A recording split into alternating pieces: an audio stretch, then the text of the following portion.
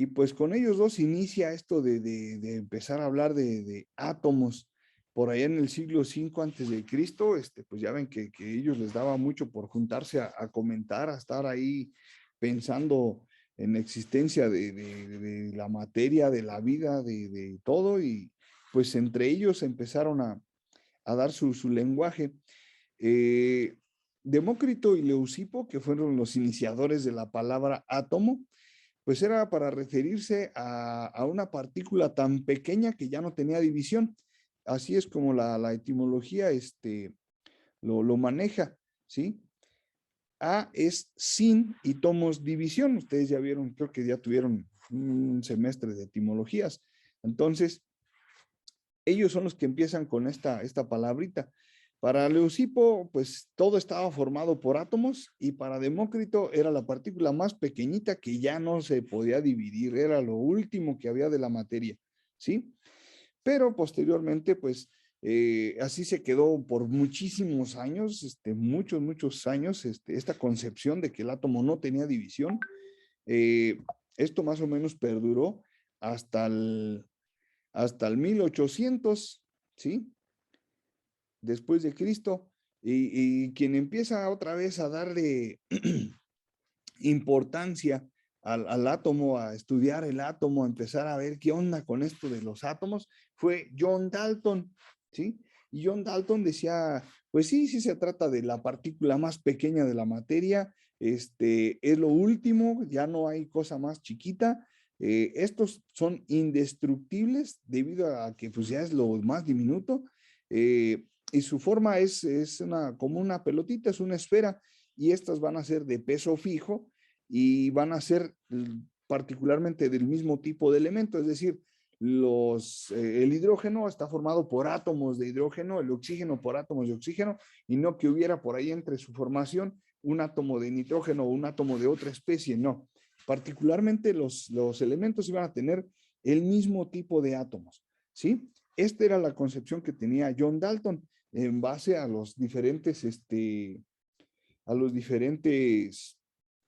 antecedentes que se tenían en la historia. Entonces, pues de ahí se empieza a suscitar otra vez, se da lo que fue la ilustración, empezar otra vez a estudiar las ciencias y todo esto. Y para 1800, para los 1900, se da esto de la radioactividad, y se da porque pues uno de estos señores, Henry Becquerel, le sucede un accidente. El accidente que le ocurre es que aquí en su mesita, él guarda en uno de los cajones unas placas fotográficas. ¿Alguien se ha percatado en las películas esas que pasan de época, de estos tiempos, donde las cámaras fotográficas eran con un tripié y era una cajita que se ocultaban bajo una tela negra y usaban una placa para revelar las fotos y disparaban como una chispa? Sí, Sí, Ok, ese tipo de placas eran las que utilizaba en ese tiempo este señor para las fotografías. Entonces, él las deja en un cajoncito, pero en esa mesa también tenía encima un trozo de uranio, que lo tenían así como un pisapapeles. Entonces, actualmente sabemos que el uranio, pues es un elemento radioactivo. ¿Radioactivo por qué? Pues lo único que sabemos decir es que emite radiación. Ok, sale, pues está bien. Ahorita vamos a ver qué es eso de la radiación. Entonces, esta placa fotográfica que estaba oculta, estaba resguardada, solamente se podía dañar si recibía luz, es decir, si era expuesta a la luz, ya sea la luz de una situación por energía eléctrica o luz del sol. Entonces, hace mucho tiempo, ustedes yo creo que ya no les tocó, pueden conversar ahí con sus papás o con sus abuelitos sobre las cámaras fotográficas que había antes. Yo creo que más de alguno por ahí se ha de encontrar como reliquia, porque pues ya no son muy utilizadas. Las cámaras fotográficas eran de rollo, es decir, tenían como una cintilla que se ponían en el interior y ahí se iban capturando las fotografías. Es muy similar lo que se hacía en ese tiempo, solo que antes eran unas placototas y ahora eran, bueno, en esta época eran unas cintillas que se utilizaban. Si estas cintas se exponían, por ejemplo, cuando uno lo estaba colocando, pues se echaban a perder una fotografía o dos fotografías y empezaba, lo introducía, lo cerraba en la cámara y empezaba a tomar fotos, pero si por alguna razón se destapaba esa cámara, todas las fotografías corrían el riesgo de, se decía, velarse, se echaban a perder, ya se borraban. Entonces, esto es lo que le pasó a este señor. Las placas fotográficas se le echaron a perder, pero la pregunta era, ¿por qué si las había dejado en el cajón resguardadas de la luz, están como si las hubiese expuesto a la luz? Entonces, ahí fue donde se descubre que había una emisión, ¿sí? Que era la radioactividad. Todavía no le llamaron así como tal, pero ya se dio el hallazgo de que las partículas que tenía el uranio, sí, fueron desprendidas, se fueron desprendiendo y se impregnaron en esa placa fotográfica, ¿sí? Y entonces, estas placas fotográficas de ese tiempo, ¿las pueden imaginar? ¿Alguien ha tomado radiografías?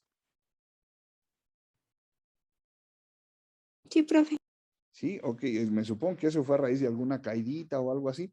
Ya ves que usaron como un cuadrito, algo, voy a mostrar aquí una tableta que tengo, algo parecido así como esto, que lo ponían detrás de un aparato y ustedes estaban ahí por delante o quien le haya tocado y le tomaban como una foto, ¿cierto?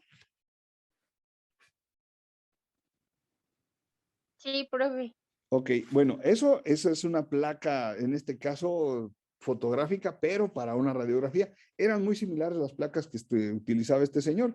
Y entonces se le dañaron con puntos, con manchas, así como si hubiese sido un papel que se le tiró ahí un café encima. Entonces, pues ya empezaron a revisarle y se dieron cuenta pues de que esto era una emisión que le llamaron en ese momento radioactividad. Y entonces esa radioactividad le empezaron a estudiar mucho estos dos señores, Marie y Pierre Curie, ¿sí? Ahí en el 1900. Entonces, en base al hallazgo de los estudios que les mandó Becquerel, por esa emisión que tuvo el uranio con sus placas fotográficas, pues ellos empezaron ahí a estudiar algún otro elemento que se comportara de la misma manera y dieron con el radio, ¿sí? Debido al comportamiento que tenía el radio, se le determinó este término radioactividad. ¿Por qué radioactividad? Porque el radio estaba teniendo esa, si nosotros nos acordamos en las diapositivas anteriores que hemos visto, esa actividad interna, ¿sí? Esa energía que liberaba, en este caso está liberando algo. Esta liberación que son partículas subatómicas. Y entonces aquí empieza el show aquel de que, a ver, entonces el átomo, ¿es divisible o no es divisible? ¿Era una sola pieza o tiene más piezas? Y entonces aquí empieza ese debate de qué onda con el átomo, ¿sí? Y con esto, pues empieza a suscitarse esa radioactividad. A estos dos señores les debemos los rayos X tan utilizados en el diagnóstico médico, sí, ya sea para una fractura, sea para una situación de un órgano que probablemente esté inflamado, algún hallazgo de una hemorragia, algún otro carácter que se busque un fenómeno diferente en cuanto a imagen, sí, de ahí pues la escala sube.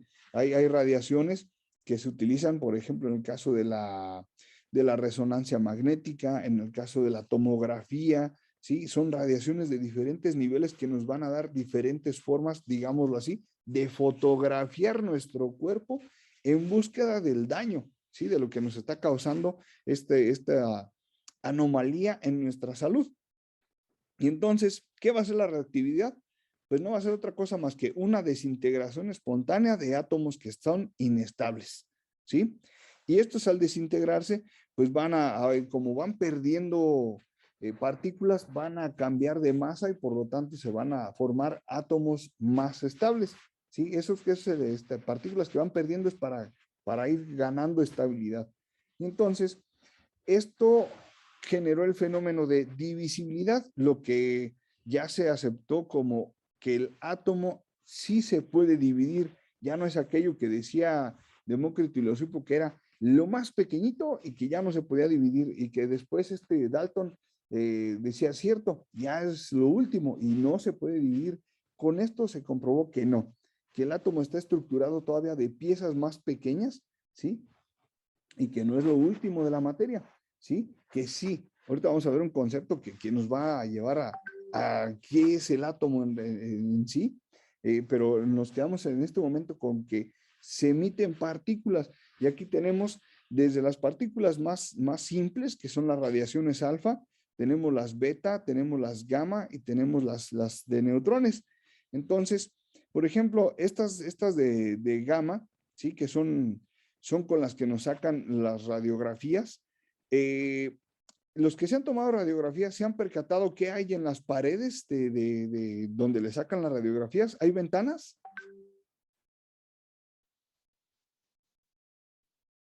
¿Hay qué?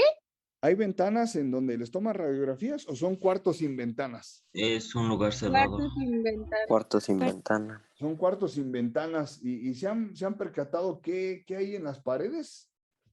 Las puertas son como las puertas convencionales.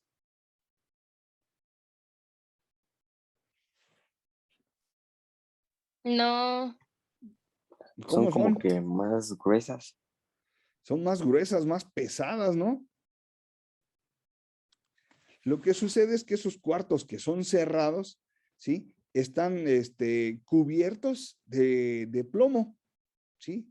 Es una placa de plomo, bueno, son placas de plomo que se les aplican a todo alrededor, inclusive hasta las puertas. ¿Para qué? Para evitar que la radiación salga de esa caja, digámoslo así.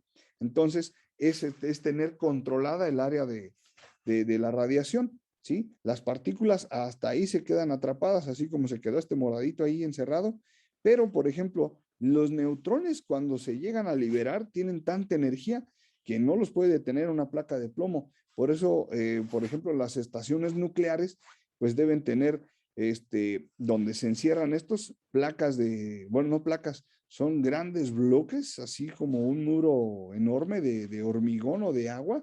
Sí, estamos hablando ya de metros, de 1 o 2 metros de espesor que tienen esas paredes para contener esa radioactividad. Y entonces, debido a esta radioactividad, es que se empieza a aplicar la divisibilidad del átomo, ¿sí? Que el átomo tiene más partecitas. ¿Alguna pregunta hasta aquí? no, profe. Ok, gracias. Entonces nos vamos ahora a la siguiente. Vean la longitud de onda, cómo se comporta, ¿sí? Tenemos aquí el caso de las gamas. Esto sería un papel. Aquí tenemos una hoja de metal, ¿sí? Y aquí tenemos el caso del plomo, ¿sí? Y entre más actividad tenga la partícula radioactiva, pues más potente va a ser. Bien, entonces, ya que se da esto de la división, mientras estaban acá en un país con esto con esto de la radioactividad y esas cosas, por acá en otro país estaban estudiando las partículas, hacer experimentaciones con esto que se llama un tubo de rayos catódicos o tubo de Crookes, ¿sí? Y él lo que hace es emitir electrones, ¿sí? A partir, o bueno, partículas, porque así lo empezaron a manejar, como partículas, ¿sí? A esta cruz. Y entonces empezaban a estudiar, bueno, el comportamiento de estas partículas, por qué si se reflejaba una imagen aquí y en otra parte, en este que es un ánodo, es otro electrodo, se manchaba. Si se supone se disparaban de manera directa, ¿cómo es que venían cómo venían a impregnarse aquí a esta plaquita? ¿Cuál era la causa de la desviación hacia esta plaquita? Y entonces fue donde empezaron a determinar la situación de cargas eléctricas, que los que estaban emitidos acá eran cargas negativas y por lo tanto eran atraídas hacia las cargas positivas, en el caso de la placa del ánodo. Y entonces se percatan que estas partículas más pequeñitas son de carga negativa. Y para esto, pues Thomson sugiere su modelo atómico. Ya coincidía hasta ciertos puntos con el de Dalton, que sí, era una esferita, que sí era de peso fijo, pero que no era una sola pieza, y por lo tanto, pues no podía considerarse como indivisible, sino que esta pieza tenía una carga eléctrica que era positiva y que tenía incrustaciones. Estas incrustaciones o estas piecitas adicionales más pequeñas, pues iban a ser de carga eléctrica negativa. Y entonces estos eran los electrones. Este señor sugiere su modelo como, o se le conoce como el budín con pasas, ¿sí? Que nosotros lo podemos entender. ¿Conocen los muffins? Sí, Sí, tan ricos, ¿no? Entonces, pues un muffin no es así como que podemos decirlo como, no es otra cosa como que una mantecada con chispas de chocolate, ¿cierto? sí. Ok, pues entonces es algo que nosotros podemos imaginar con este modelo, ¿sí? Que va a ser esa esferita y que en el interior va a tener estos electrones, así tal cual. Los electrones pues van a ser las chispas de chocolate, ¿sí? Y entonces es ahí donde se modifica el modelo atómico de Dalton y se empieza a aceptar el de Thomson. Y pues así siguen en el debate pues, de ver como que quién tiene la razón, ¿no? Y más adelantito, Rutherford sigue estudiando esta cuestión de Becquerel, de la emisión de las partículas, de compararlo con una fotografía, una lámina, y empiezan a hacer más estudios. Y entonces, Rutherford lo que sugiere aquí es que en base a sus experimentos, él identifica que hay desviaciones. Si él está lanzando, o se supone, la trayectoria de, de, del- de la emisión es, digamos, en línea recta, pues lo lógico es que saliera esa línea recta de forma directa, ¿no? ¿Ustedes qué opinan?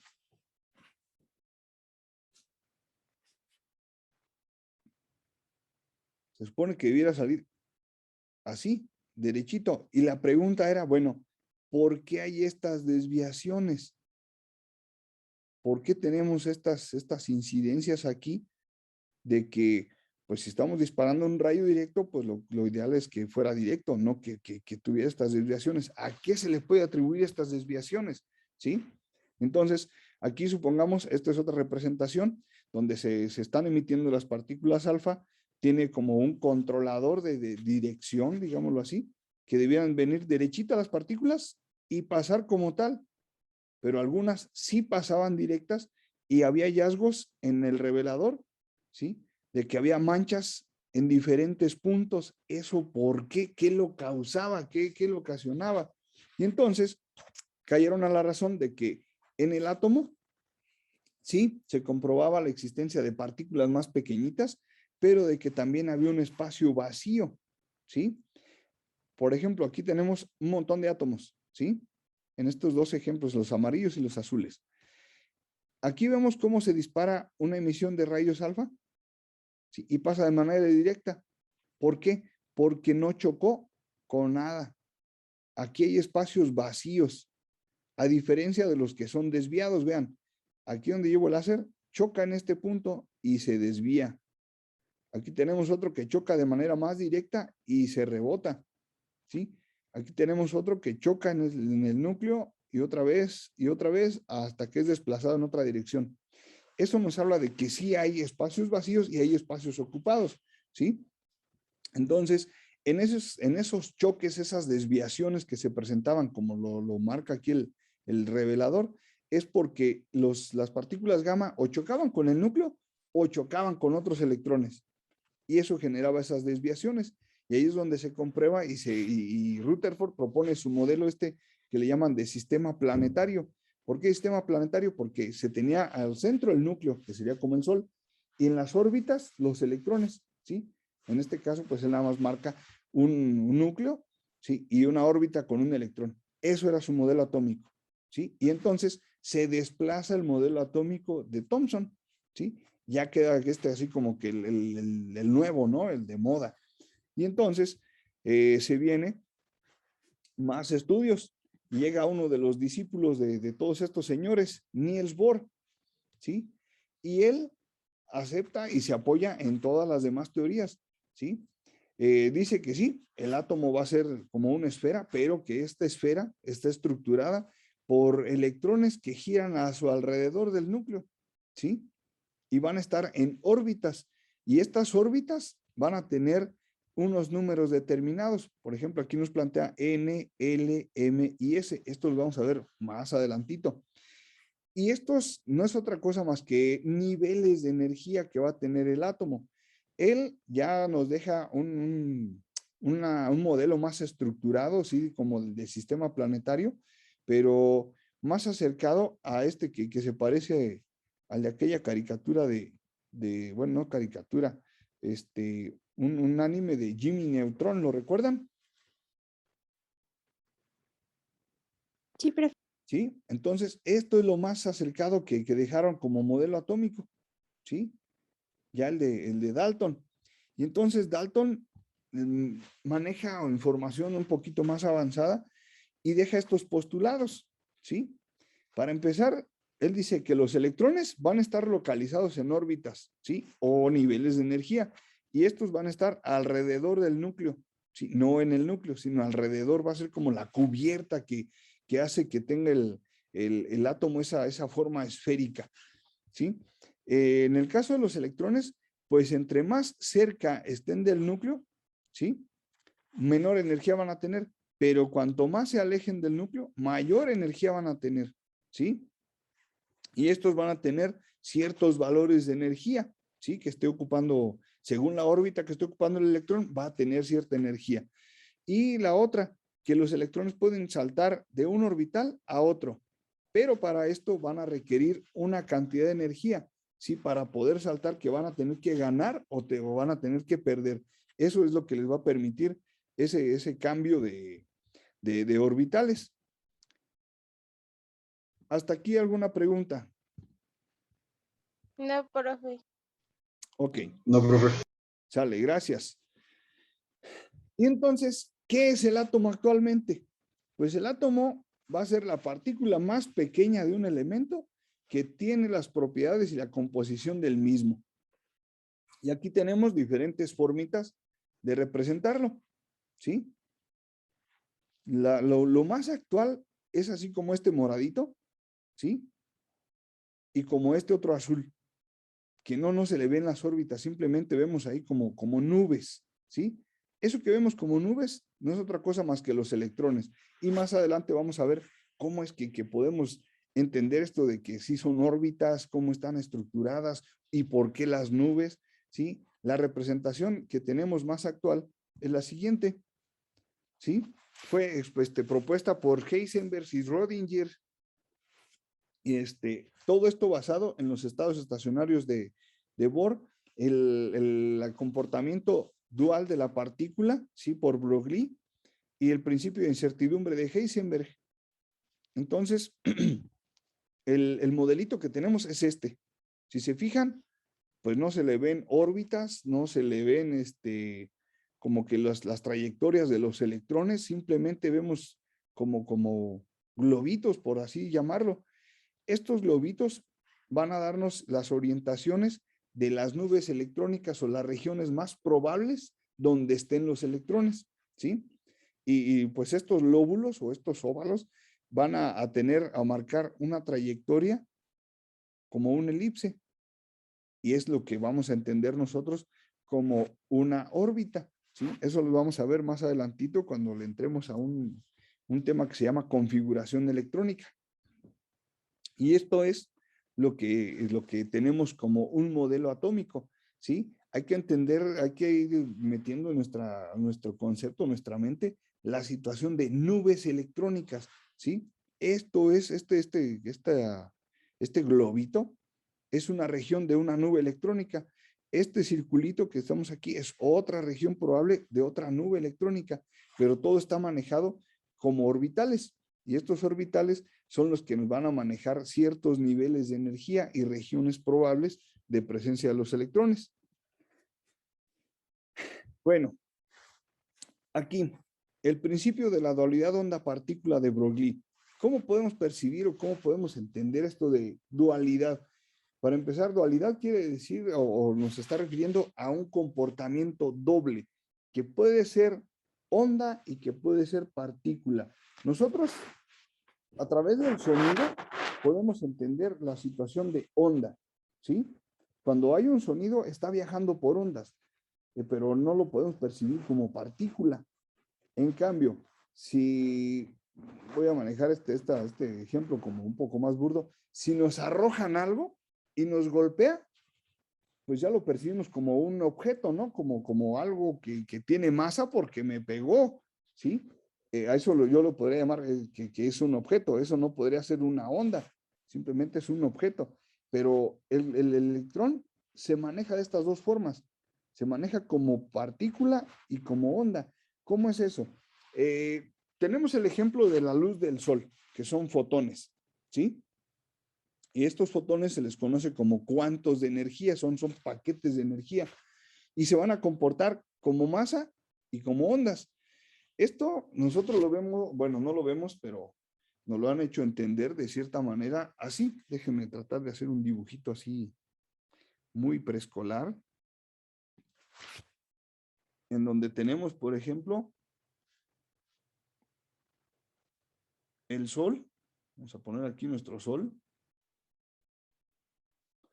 Y este sol lo que hace es mandar rayos. Estos rayos, ¿cómo es que viajan? Viajan en forma de ondas. Y es lo que a nosotros nos da el fenómeno de luz.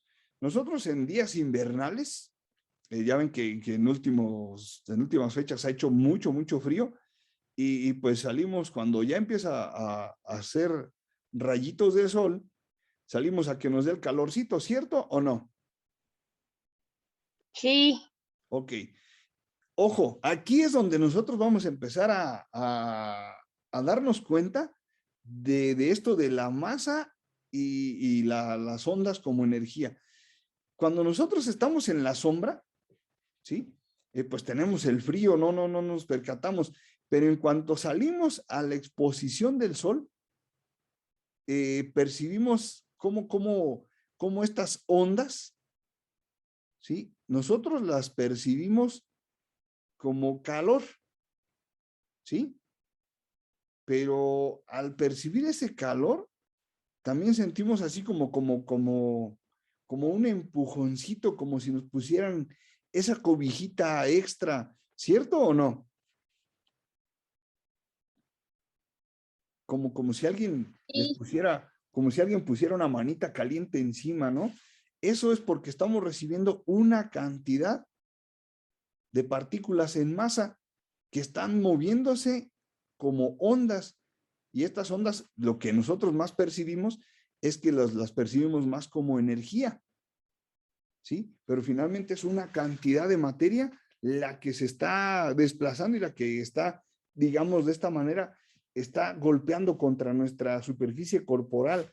De hecho, hay una forma de expresar cuando está haciendo mucho calor, les decimos el calor está pegando fuerte. ¿Han escuchado eso? Sí, profe. ¿Y quién podrían decir, bueno, ¿y quién dice que el calor sí nos está pegando? Bueno, pues es porque está viajando con partículas, son un montón de partículas que están siendo emitidas por el sol y que están chocando contra nuestro cuerpo, ¿sí? Vamos a dejarlo hasta aquí, por favor, abrimos cámara.